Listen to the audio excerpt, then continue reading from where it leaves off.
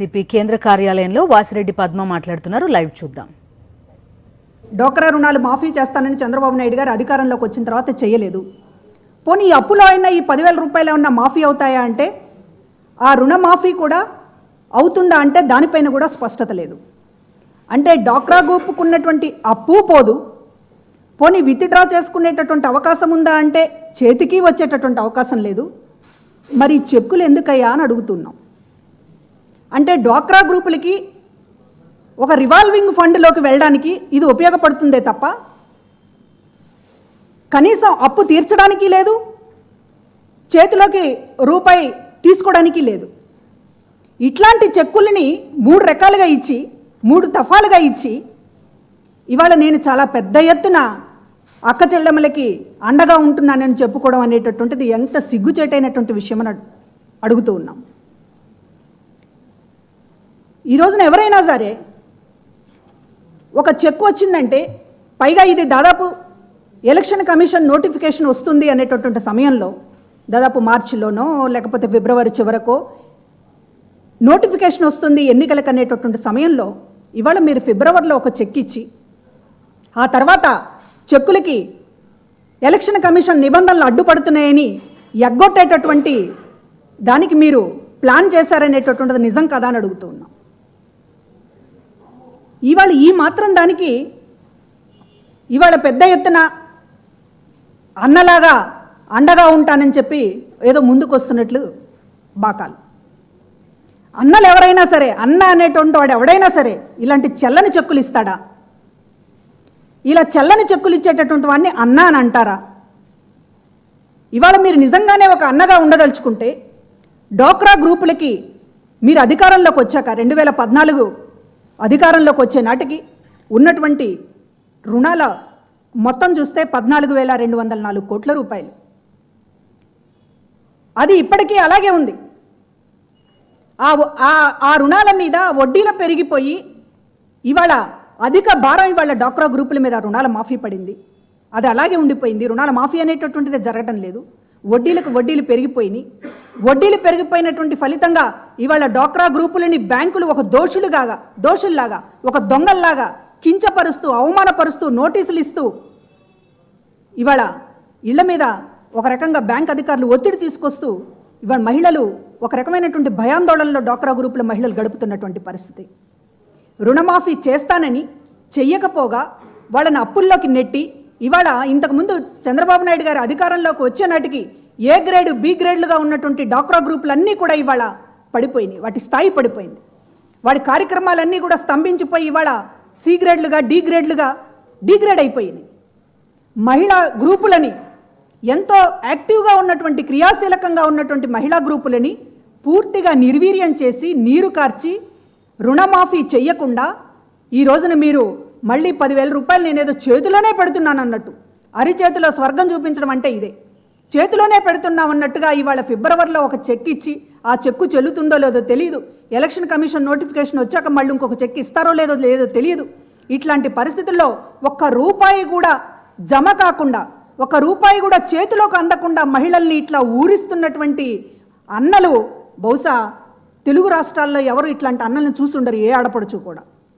ఇవాళ మీరు ఏం చెప్పారండి అసెంబ్లీలో? డోక్రా ఇప్పుడు నిన్న ఆయన మాట్లాడుతూ గంటల ఉపన్యాసం చెప్పాడు. సారాంశం ఏంటయ్యా అంటే ఒక్కటి కూడా నిజం లేదు.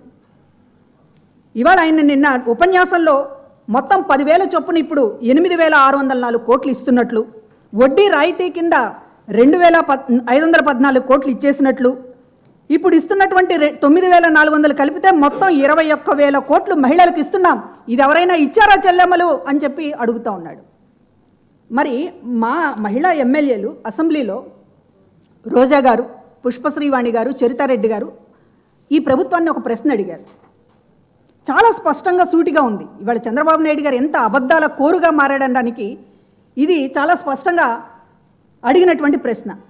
ఏమిటి ఆ ప్రశ్న అడిగింది మా పార్టీకి సంబంధించినటువంటి మహిళా ఎమ్మెల్యేలు?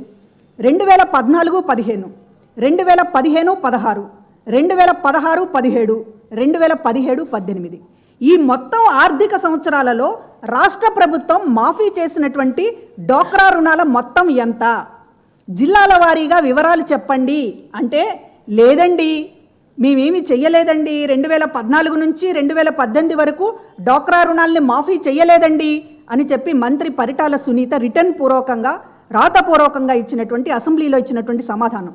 అంటే 2014 నుంచి 2018 దాకా డ్వాక్రా రుణమాఫీనే చెయ్యలేదని మీ ప్రభుత్వం అసెంబ్లీలో ప్రకటించి నిన్న ముఖ్యమంత్రి డ్వాక్రా రుణమాఫీని దాదాపు 9,400 చెల్లించానని చెప్పాడంటే ఇది పచ్చి అబద్ధం కాక మరేమవుతుందని అడుగుతూ ఉన్నాం.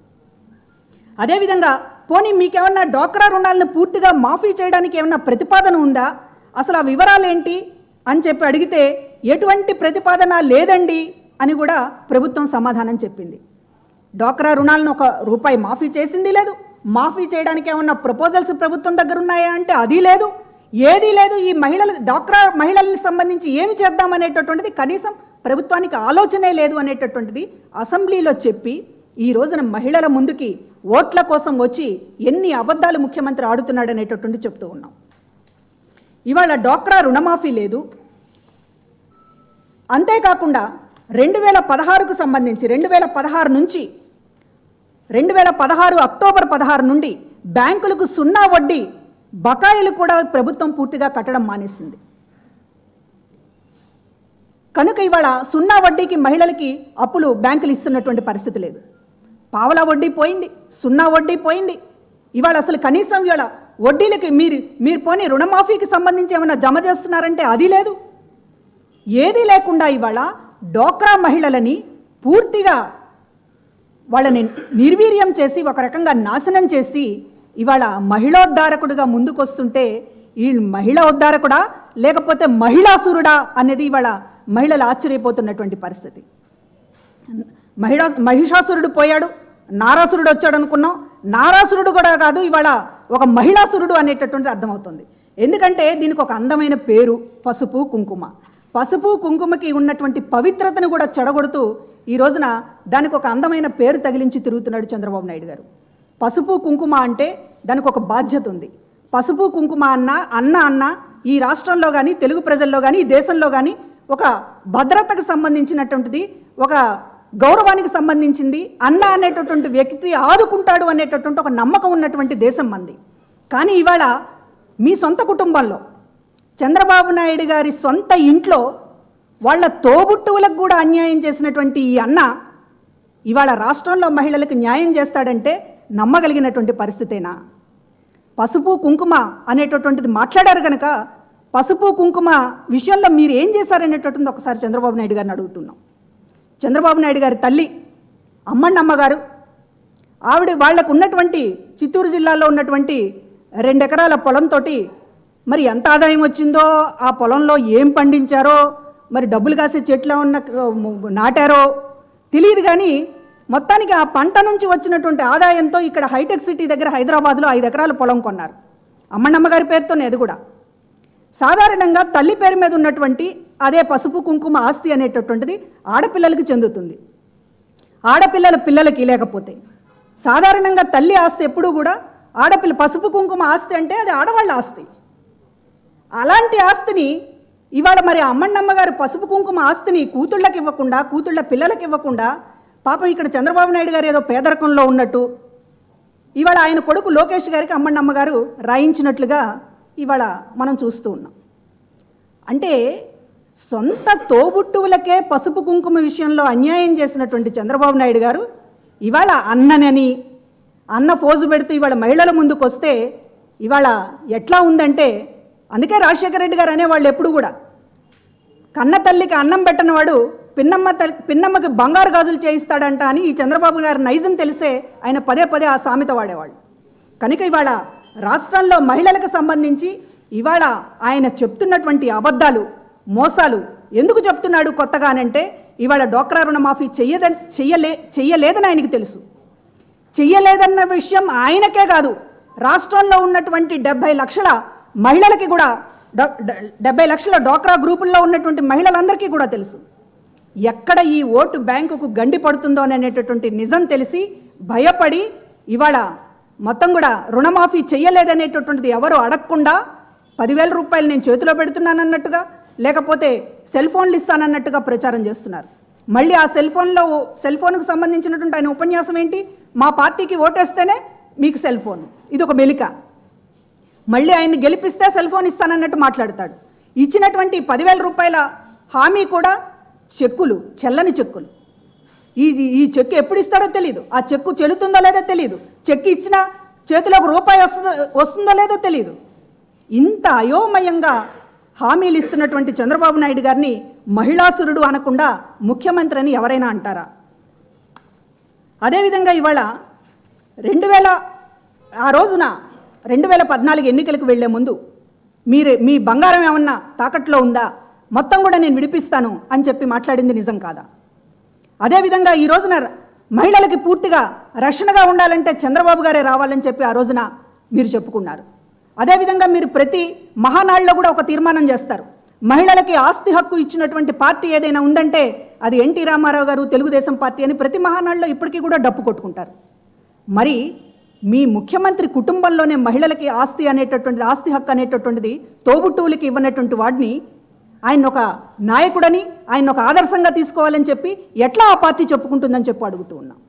అదేవిధంగా ఈ రోజున పసుపు కుంకుమ, అన్న అనేటువంటి పదాలను ఉచ్చరించేటటువంటి అర్హత కూడా ఈరోజు చంద్రబాబు నాయుడు గారికి లేదనేటటువంటిది స్పష్టం చేస్తూ ఉన్నాం. డ్వాక్రా గ్రూపులకి రుణమాఫీ చెయ్యలేదన్నటువంటి విషయాన్ని ఎక్కడికక్కడ మహిళలు నిలదీస్తూ ఉన్నారు. జన్మభూమి సభల్లో కానీ లేకపోతే ఇంకా గ్రామ సభల్లో కానీ అన్ని చోట్ల కూడా నిలదీస్తున్నటువంటి సమయంలో ఇవాళ ఈయన ఒక వ్యవస్థను పెట్టాడు, ఒక హిప్నాటిస్ట్ వ్యవస్థను పెట్టాడు. ఏదైతే ఒక సంక్షేమ పథకాలు అమలుకు సంబంధించి, అదేవిధంగా మహిళలకు సంబంధించినటువంటిది ఒక ఆసరాగా ఉండాల్సినటువంటి ప్రభుత్వ నిధులతో నడిచేటటువంటి ఒక వ్యవస్థని సిఆర్పి సిబ్బందికి సంబంధించినటువంటి వాళ్ళకి ఒక ట్రైనింగ్ ప్రోగ్రాం పెట్టి, సంఘ దర్శిని అనేటటువంటి ఒక ట్రైనింగ్ ప్రోగ్రాం పెట్టి మొత్తం కూడా బాకాలు ఊదండి అంటే ప్రభుత్వ ఖర్చుతో తెలుగుదేశం పార్టీ ప్రచార కార్యక్రమం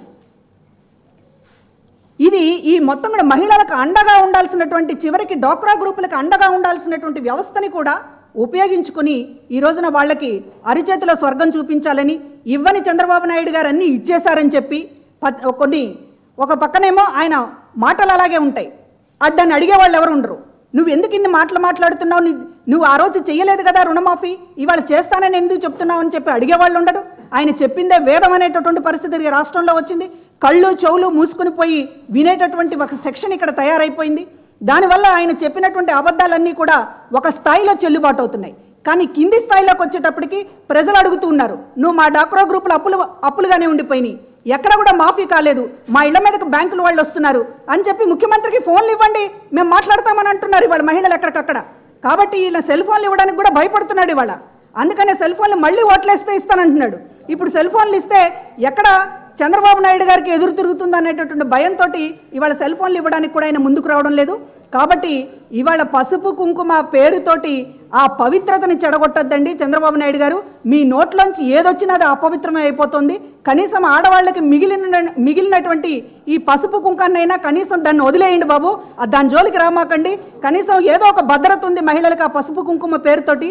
చివరికి దాన్ని కూడా ఒక అపవిత్రం చేసి చివరికి మహిళల నోట్లో మట్టి కొట్టద్దు అనేటటువంటిది విజ్ఞప్తి చేస్తూ ఉన్నాం.